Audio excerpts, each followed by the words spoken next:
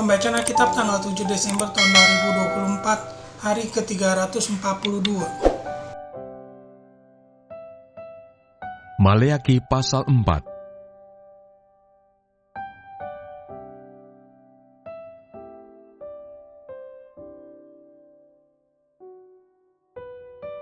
Hari Tuhan, bahwa sesungguhnya hari itu datang, menyala seperti perapian, maka semua orang gegabah dan setiap orang yang berbuat fasik menjadi seperti jerami dan akan terbakar oleh hari yang datang itu. Firman Tuhan semesta alam, sampai tidak ditinggalkannya akar dan cabang mereka. Tetapi kamu yang takut akan namaku, bagimu akan terbit surya kebenaran dengan kesembuhan pada sayapnya. Kamu akan keluar dan berjingkrak-jingkrak seperti anak lembu lepas kandang. Kamu akan menginjak-injak orang-orang fasik, sebab mereka akan menjadi abu di bawah telapak kakimu. Pada hari yang kusiapkan itu, firman Tuhan semesta alam, ingatlah kepada Taurat yang telah kuperintahkan kepada Musa hambaku di Gunung Horeb untuk disampaikan kepada seluruh Israel, yakni ketetapan-ketetapan dan hukum-hukum. Sesungguhnya, aku akan mengutus Nabi Elia kepadamu menjelang datangnya hari Tuhan yang besar dan dahsyat itu.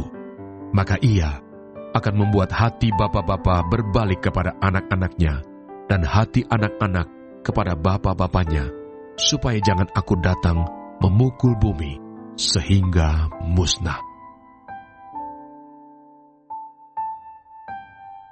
Injil Lukas. Lukas pasal 1.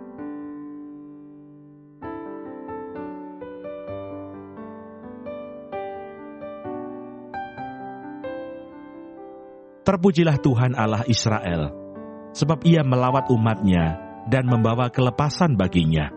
Ia menumbuhkan sebuah tanduk keselamatan bagi kita di dalam keturunan Daud hambanya itu, seperti yang telah difirmankannya sejak purbakala oleh mulut nabi-nabinya yang kudus, untuk melepaskan kita dari musuh-musuh kita dan dari tangan semua orang yang membenci kita, untuk menunjukkan rahmat-Nya kepada nenek moyang kita dan mengingat akan perjanjiannya yang kudus, yaitu sumpah yang diucapkannya kepada Abraham, bapa leluhur kita, bahwa ia mengaruniai kita, supaya kita terlepas dari tangan musuh, dapat beribadah kepadanya tanpa takut, dalam kekudusan dan kebenaran di hadapannya seumur hidup kita.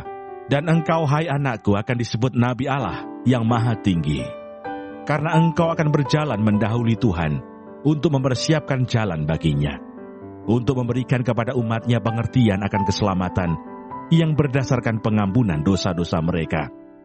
Oleh rahmat dan belas kasihan dari Allah kita, dengan mana Ia akan melawat kita, surya pagi dari tempat yang tinggi, untuk menyinari mereka yang diam dalam kegelapan dan dalam naungan maut, untuk mengarahkan kaki kita kepada jalan damai sejahtera.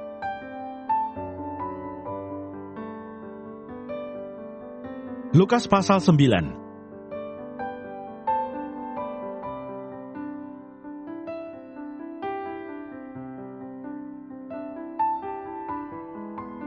Yesus mengutus ke-12 murid.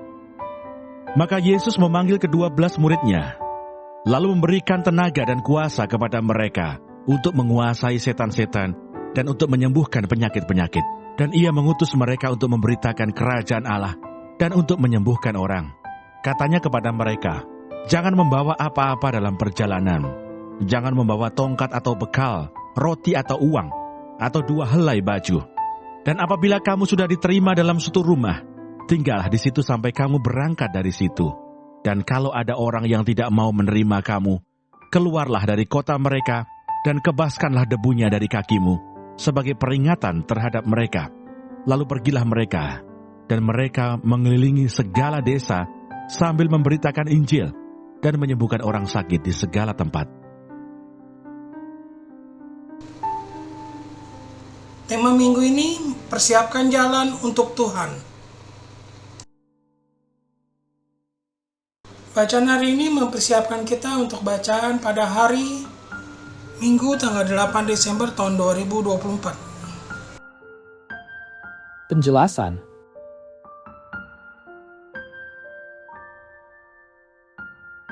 Maleakhi pasal 4 ayat 1 sampai dengan 6, bagian ini menggambarkan hari Tuhan yang besar dan dahsyat, saat penghakiman dan pemulihan terjadi. Ayat 1 menyatakan bahwa orang fasik akan binasa seperti jerami yang dilalap api, sementara ayat 2 dan 3 menjanjikan penyembuhan dan kemenangan bagi mereka yang takut akan nama Tuhan. Ayat 5 dan 6 berbicara tentang kedatangan Nabi Elia sebelum hari Tuhan, untuk memulihkan hubungan antar generasi dan membawa umat kepada pertobatan.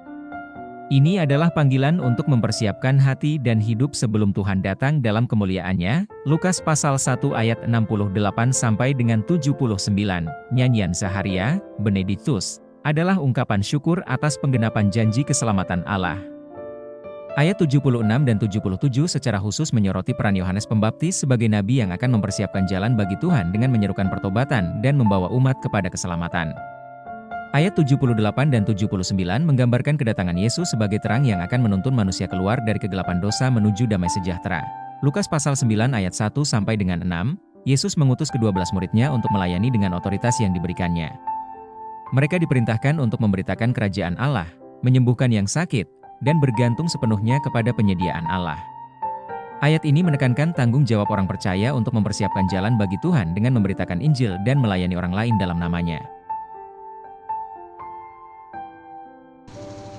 Renungan. Ketiga bacaan ini mengajarkan bagaimana mempersiapkan jalan bagi Tuhan dengan fokus pada, pertama, pertobatan dan penghormatan kepada Allah, Maleakhi pasal 4. Mereka yang takut akan Tuhan akan mengalami penyembuhan dan kemenangan. Kedua, menyambut terang keselamatan, Lukas pasal 1. Peran Yohanes Pembaptis adalah mengarahkan orang kepada Kristus sebagai terang dunia. Ketiga, pelayanan dan pemberitaan Injil, Lukas pasal 9. Kita dipanggil untuk membawa kabar baik tentang kerajaan Allah, menyembuhkan yang terluka, dan hidup bergantung sepenuhnya kepada Allah, mempersiapkan jalan untuk Tuhan berarti bertobat, hidup dalam terang kasih-Nya, dan menjadi saluran berkat bagi orang lain melalui pelayanan yang setia. Refleksi.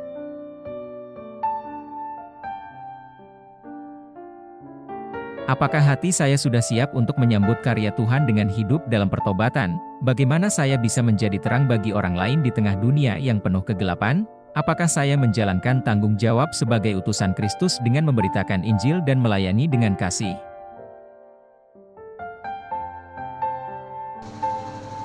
Kesimpulan.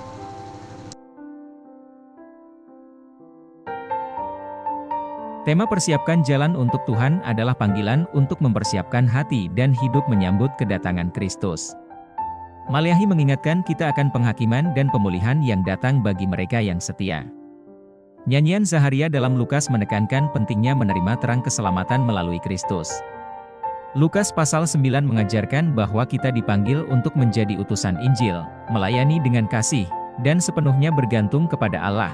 Mari kita menyambut karya Tuhan dengan bertobat, hidup dalam kasih-Nya, dan aktif memberitakan kabar baik kepada dunia. Dalam pertobatan dan pelayanan yang setia, kita mempersiapkan jalan bagi kedatangan Tuhan yang mulia.